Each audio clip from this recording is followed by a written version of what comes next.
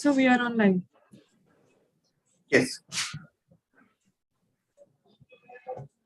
So good evening, participants and delegates. Thank you for joining ShieldConnect. And today we have a speaker, Dr. Geetha Krishnamoorthy, and ma'am is going to take webinar. So first, let me give little introduction of our page ShieldConnect. This is the ShieldConnect page where you can find various sections are available. First section is the blog section where you can find different blogs written by the speakers who are connected with ShieldConnect. Then we have awareness pages. 1 minute. So we have different awareness pages where you can find PCOS, menopause, GDM related awareness videos from the speakers. Then we have the webinar sections where you can find upcoming webinars and past webinars that we have conducted on ShieldConnect. So if you just have to click through your email ID and you have to register. So you can see our today's session, Preeclampsia by Dr. Geetha Krishnamoorthy. So if you click on see more, you just have to register and you can see the today's webinar on our ShieldConnect page. And participants, you can post your queries in the comment section here. So if there is any query from your end, we will have a Q&A session with our speaker for the day. And we also have special day pages, so you can also go through it. So now let me introduce Dr. Geetha Krishnamoorthy. Ma'am is professor in Department of Obstetrics and Gynecology, Vinayak Mission Medical College, Karaikal. Ma'am is Managing Director of Nandu Clinic and Hospital, specialized in maternity and ENT. Special interest is in high-risk obstetrics and infertility. And ma'am has teaching experience of over 20 years. Ma'am has done MBBS in Madras University in 1985. A DGO in Obstetrics and Gynecology from Ramchandra University in 1999, and DNB Obstetrics and Gynecology from VMRFDU in 2007. Ma'am has published many articles in national and international journals. Ma'am has also received international and national awards for various paper presentations in obstetrics and gynecology conferences, and ma'am has received Outstanding Scientist Award at International Scientist Award for Medicine Specialist in July 2021. So I welcome you, ma'am, on our platform ShieldConnect. We are glad to have you on our platform, ma'am. And I hand over the session to you, ma'am. Thank you so much. Thank you very much for the nice introduction. I must first thank you all for giving me this opportunity to talk on preeclampsia. Now I'll go on to the topic. I'll be sharing the slides now.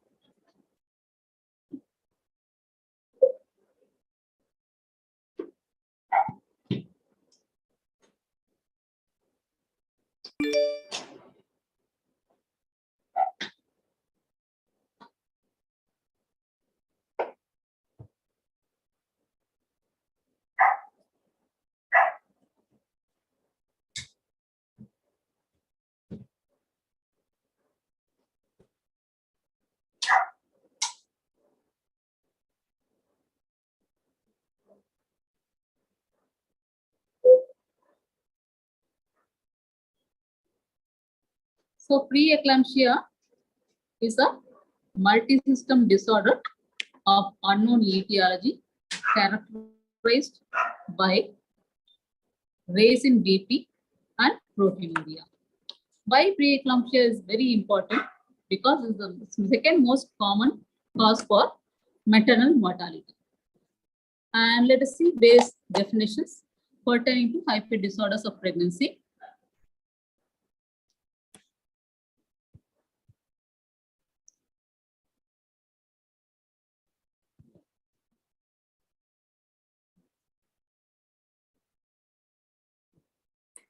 Let us see various definitions pertaining to hypertensive disorders of pregnancy. Hypertension is defined as raise in BP of more than 140/90, at least 2 consecutive readings 4 hours apart. And chronic hypertension is hypertension before 20 weeks of pregnancy.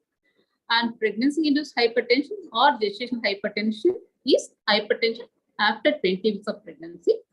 Preeclampsia is defined as if the BP is more than 140/90 but less than 160/110 with proteinuria trace 1+ or 2+, and severe preeclampsia is BP recorded more than 160 or 120 with proteinuria 3+ or 4+, and preeclampsia with headache, blurring of vision, epigastric pain, oliguria, and abnormal edema over the feet, hands, abdomen, and bulb. And eclampsia, if there are convulsions associated with raise in BP and proteinuria. Let's see the epidemiology.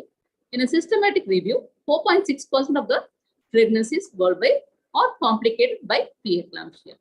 The incidence in United States is around 5%, and in India, the incidence is around 10 to 17%. Why this increase in incidence of preeclampsia in India is there is variation in the incidence among countries, which reflects the differences in maternal age distribution and proportion of nulliparous pregnant women in the population.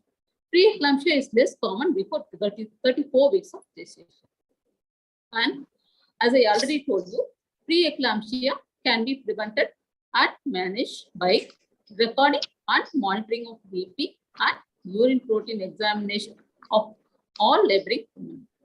Timely identification of the danger signs and by giving injection maximum in all mother having severe preeclampsia and eclampsia, we can prevent the complications and maternal mortality. Predisposing factors are primigravida, gravida, more than nulligravida, pre-existing hypertension, previous preeclampsia, family history of preeclampsia, and hyperplacentosis. We all know conditions like hiatus hormone, multiple pregnancy, uncontrolled diabetes mellitus, and fetal hemolytic disease, where the hyperplacentosis is there, and obesity. There are various theories that have been put forward for preeclampsia. The most commonest and believed one is due to uteroplacental blood deficiency, where there is secondary arrest of trophoblastic cells into the spiral arteries, not up to the myometrium, which occurs in normal pregnancy, but not in preeclampsia. And immunological factors, we all know there is immunological maladaptation that takes place during normal pregnancy. There is there is a change from T helper cell 1 to T helper cell 2 in normal pregnancy, which doesn't occur in preeclampsia. And if you go to the genetic factor, though we could not pinpoint it to a single gene as a cause, it may be polygenic in nature. And increased pressure response to renin-angiotensin system is also one of the cause for preeclampsia. There is the atrial natriuretic peptide, which is produced by the atria of heart, is decreased in case of preeclampsia. This atrial natriuretic peptide is a vasodilator. And prostaglandins, we all know there are prostaglandins which causes vasodilatation and vasoconstriction. PGI2 and E2 causes vasodilatation, while thromboplastin PGF2 also causes vasoconstriction. Imbalance in this prostaglandin production, which causes vasodilatation and vasoconstriction, is also one of the cause for preeclampsia. And activated neutrophils also is a cause for preeclampsia. The pathological changes are mainly vasospasm, coagulation status, and sodium and water retention. The risk factors are, if the patient had a history of preeclampsia, there is 7-fold increase in second pregnancy in case of severe history of preeclampsia. There is greater risk for women with severe features of preeclampsia in the second trimester. Women who had been normotensive in the first delivery develop preeclampsia in less than 1% in the second pregnancy. A family history of preeclampsia in the first degree, suggesting a heritable mechanism in some cases.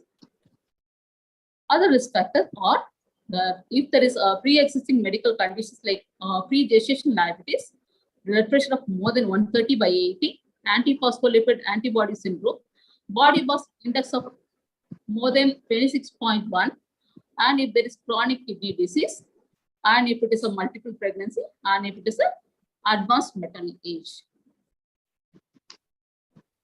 And as I already told you, it could be due to essential hypertension, secondary to chronic renal disorders like pyelonephritis, renal artery stenosis, coarctation of aorta, SLE, and pheochromocytoma.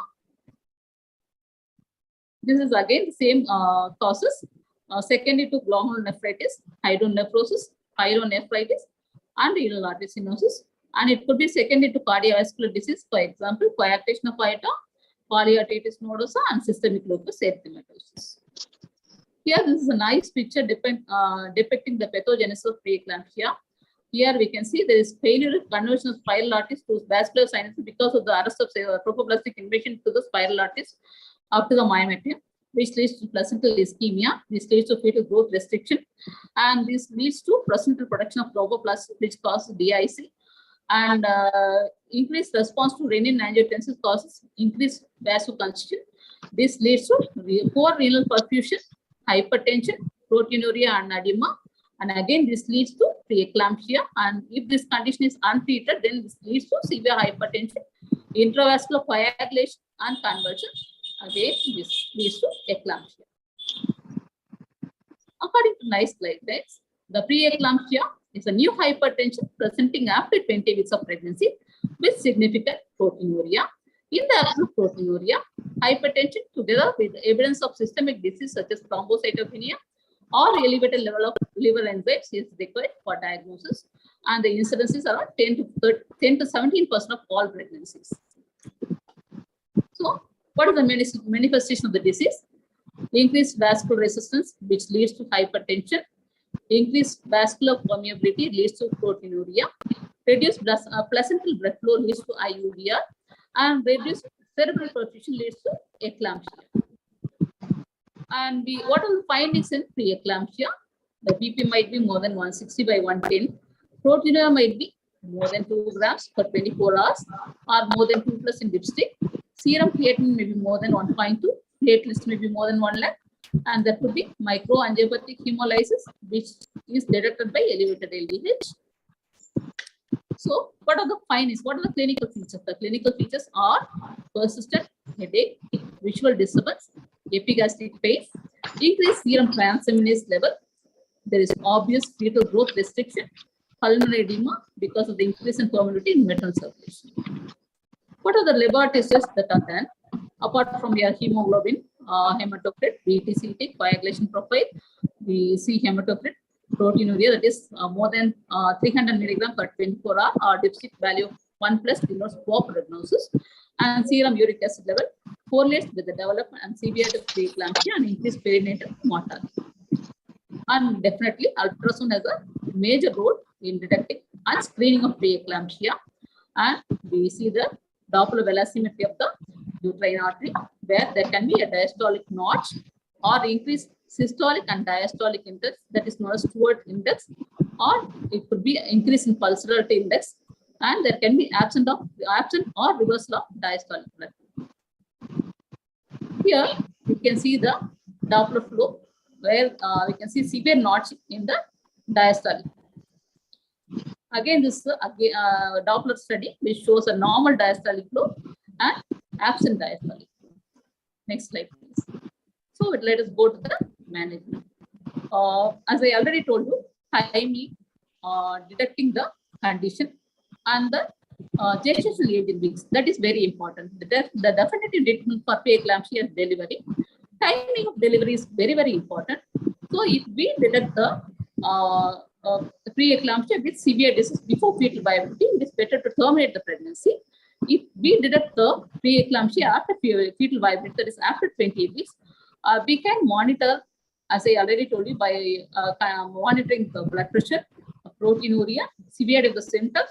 By doing Doppler, we can continue the pregnancy till 34 weeks. And when the maternal and fetal condition is unstable, cervical ripening agents can be used prior to induction if the cervix is not favorable.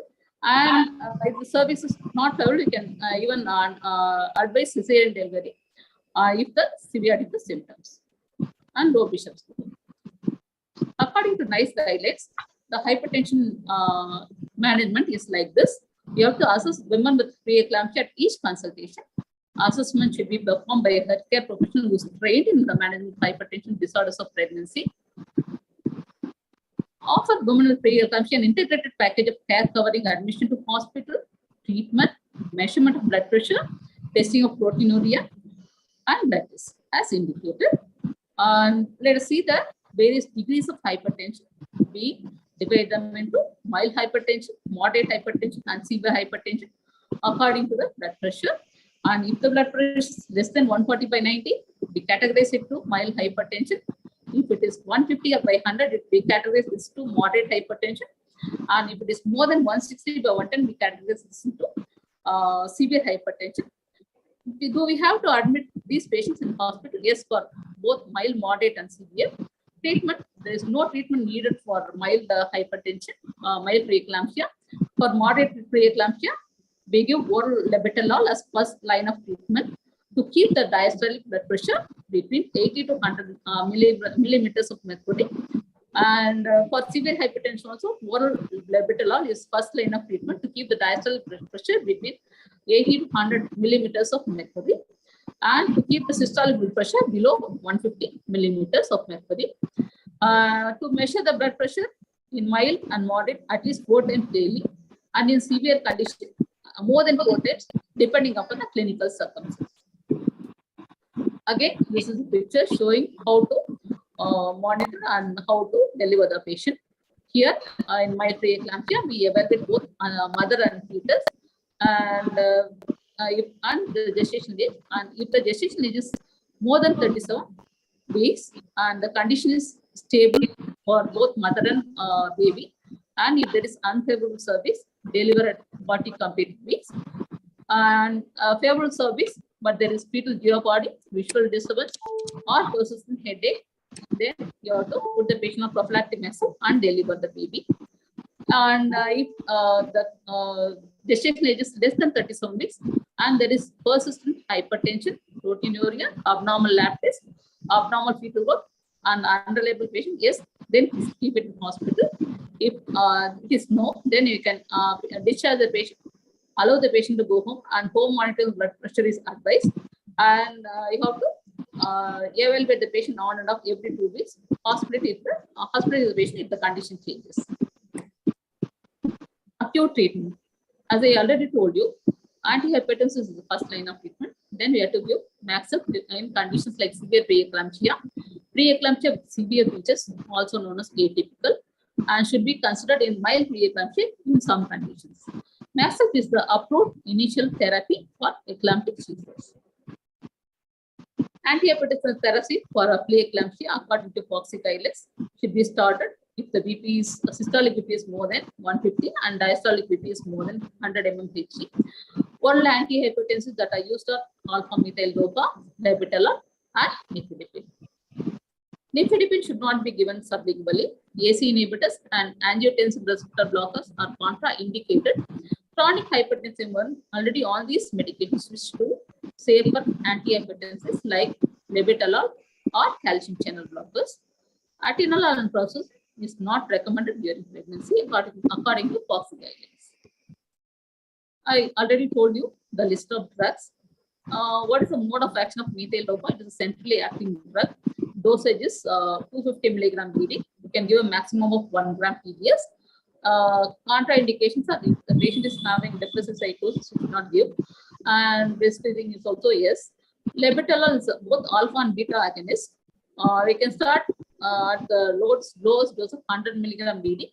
You can give a maximum dose of 600 milligram QID. It is contraindicated in asthma. You can breastfeeding it can be done. Nifedipine is a calcium channel blocker. You can start a dose of 10 milligram BD. You can give up to a maximum 40 milligram BD. Hydrolysine is a vasodilator. You can start by 20 milligram, 25 milligram PDS, and you can go to a maximum of 75 milligram QID. In severe preeclampsia, that is hypertensive crisis, we can go to intravascular method. Hydrolysine, we can start by 5 milligram IV or 10 milligram IM and repeat 5 to 10 milligram at 20 minutes interval as needed. And if there is no response after 20 milligram, no response after 20 milligram IV or 30 milligram IV, consider another drug. Labetalol, you can give 20 milligram IV bolus to start. Further 40 milligram 10 minutes later if needed. Further 80 milligram 10 minutes later if needed for 2 doses. Maximum doses to 20 milligram. You can switch to other drugs if inadequate responses recorded. And we can use nifedipine also per oral to start. To repeat 10 milligram in 30 minutes if needed. Do not use short-acting nifedipine. Sodium nitrochloride can be used only in rare cases because of cyanide poisoning. A D for maxil is eclampsia, severe preeclampsia, where the BP is more than 160/120, proteinuria of 3 plus or 4 plus, and preeclampsia with presence of any symptoms like headache, blurring of vision, epigastric pain, oliguria, and abnormal edema over face, hands, abdomen, and vulva. So the role of severe preeclampsia or eclampsia is multimodal. It depends upon the antihypertensives, nursing care, management of severe preeclampsia. There is a definitely role for magnesium sulfate and termination of pregnancy. So first, in a non-referral unit, you should give a loading dose of 10 milligram IM each butter, 5 gram deep IM in each butter. Patient should be then referred to first referral unit for further management. In the first referral unit, a total dose of 14 grams is given, which is a loading dose. In that, the 4 gram mexanil is diluted with 12 ml of normal saline or distilled with 20 ml in distilled water in 20 ml syringe, and it should be given slow IV for 5 to 10 minutes. And 5 gram of magnesium sulfate is given deep IM each butter, and this is a loading dose. And then we have to give the maintenance dose of 5 gram IM each butter every 4 hours. And we should monitor these cases. Definitely, we have to look for the urine output, which should be more than 30 ml per hour, and we should look for the deep tendon reflex, and we should look for the respiratory rate, and it should not be less than 16 beats 16 per minute. And the antidote for magnesium sulfate is calcium gluconate, 10 ml of 10% solution. The magnesium sulfate is a safer drug to use in pregnancy. Government of India recommends the use of magnesium sulfate in case of severe preeclampsia and eclampsia. Magnesium sulfate is a very safe drug and can be used with monitoring toxicity signs. Even in case where there any signs of toxicity is seen, generally withholding the next dose is more than enough. Antidote may be needed in case of respiratory toxicity, which is very rare. And antidote, as I already told you, is calcium gluconate, 10 ml of 10% solution in 10 minutes, low IV for respiratory depression. The magnesium sulfate is indicated in women with severe preeclampsia. It can be admitted intrapartum and postpartum. For women with eclampsia, parenteral maxillary is recommended. Women with preeclampsia undergoing cesarean section, continued intraoperative administration of magnesium sulfate is recommended to prevent eclampsia. L-arginine has got a definite role in vasodilatation. You all know about arginine. Arginine is a semi-essential or conditionally essential amino acid. Important role of arginine is in cell division, healing of wound, removing ammonia from the body, immune function, and release of hormones. It is generally recognized as a safe drug for up to intake up to 20 grams per day. What is the role of this L-arginine?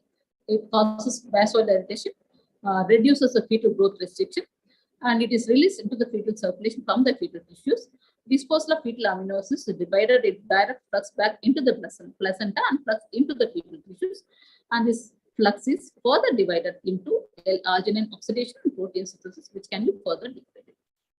So this L-arginine reduces the diastolic blood pressure in preeclampsia, improves the liquor content in oligohydramnias, of great benefit in IUDR by improving the vasodilatation and blood circulation to the baby, and it helps in luteal phase defect selection.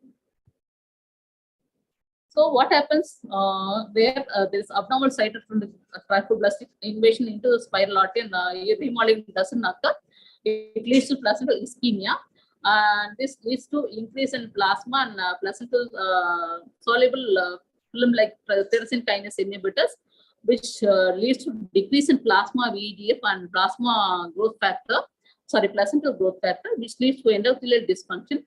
And this leads to increase in endothelin 1 and reactive oxygen species and decrease in nitric oxide, which leads to increased peripheral resistance and hypertension and decreased renal blood flow and renal excretory function. That's why there is kidney failure in cases of severe preeclampsia. So this arginine improves the placental circulation, decreases oxidative stress, and causes vasodilation, controls BP, improves renal function, decreases proteinuria, and decreases the risk of eye. Timing of delivery is very, very important because we have to salvage the baby as far as possible. But as I already told you, this is more common in primigravida. So we should try to give a live baby to the mother as far as possible. So in case of mild preeclampsia, if the symptoms are not severe, the patient should continue the continue the gestational, continue the pregnancy and deliver at 37 weeks. If there is severe preeclampsia, we should try to monitor the symptoms of severity and deliver at 34 weeks. And if the lung maturity is not there, we can give corticosteroids for lung maturity. We all know the drugs are betamethasone, 12 milligram IM at 24 weeks apart, 24 hours apart, or it can be intramuscular dexamethasone, 6 milligram 6 hourly 4 doses. And cesarean section is done for obstetric indications. So the mode of delivery or method of delivery could be induction of labor or cesarean section. And indications for induction of labor is aggravation of preeclamptic features in spite of medical treatment and or appearance of new symptoms. Hypertension persists despite medical treatment with pregnancy reaching 37 weeks or more. Acute fulminating preeclampsia irrespective of the period of gestation. Tendency of pregnancy to overrun the expected rate. So indications for cesarean section: when there is urgent termination is indicated and cervix is unfavorable, that is unripe or it is closed. Severe preeclampsia with tendency to prolong the induction delivery interval. Associated complicating factors like elderly primigravida, contracted pelvis, malpresentations, other comorbidities. How do you predict and prevent preeclampsia? There are so many screening tests that are used to predict and prevent preeclampsia, like mean arterial pressure, placental growth factor, and uterine artery Doppler. There are soluble film like tyrosine kinase inhibitors, uric acid, microproteinuria, and so on. But none of the screening tests are very helpful in prediction or prevention. The incidence of prediction and prevention is only 60 to 70% with a false positive rate of 10%. So the guidelines according to WHO is they are not recommending screening tests for prediction or prevention of preeclampsia. The following steps are helpful. Routine antenatal checkup for early detection, anti-traumatic agents, calcium supplementation, antioxidants, nutrition supplements, etc. Thank you.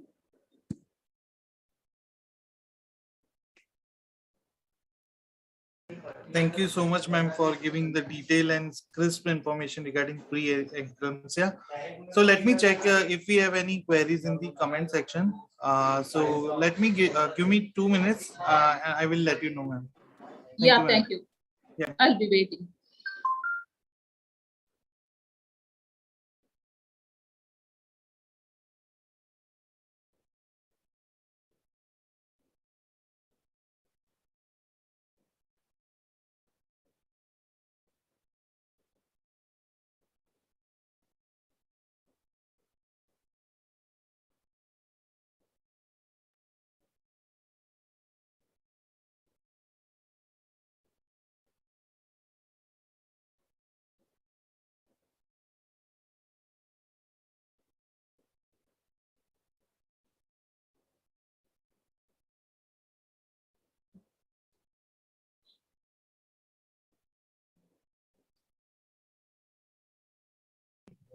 So, ma'am, we received 2 questions. Yeah. So the first question is, what is the role of vitamin D? Can it help in preventing preeclampsia? Nowadays they are suggesting that there is a definitely role for vitamin D, which reduces the incidence of preeclampsia. We can give 60K once weekly. And the second question is, Is there any harm in taking a low dose aspirin during for preventing preeclampsia? Yeah, we can give aspirin. There are so many trials, aspirin trial, and so many trial which has proved the efficacy of low dose aspirins in preventing preeclampsia. Okay. So thank you, ma'am, for giving all the answers for the questions.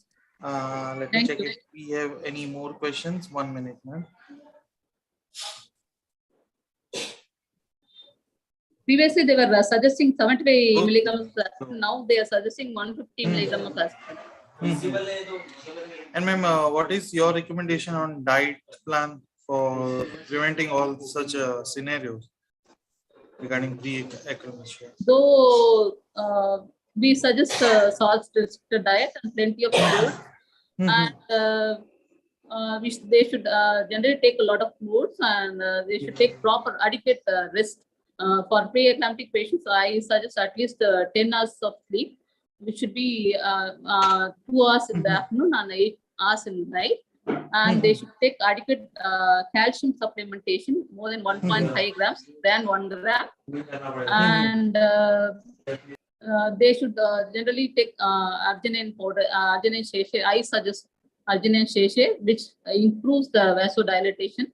And we should monitor the severity of symptoms along with prescribing all this diet modifications. Okay, ma'am. And thank you so much for giving your valuable time and sharing your knowledge with us on ShieldConnect platform. We are glad to have you on our platform and would like to have more sessions with you in future. Thank you so much, ma'am. Thank you very much. Thank you for giving me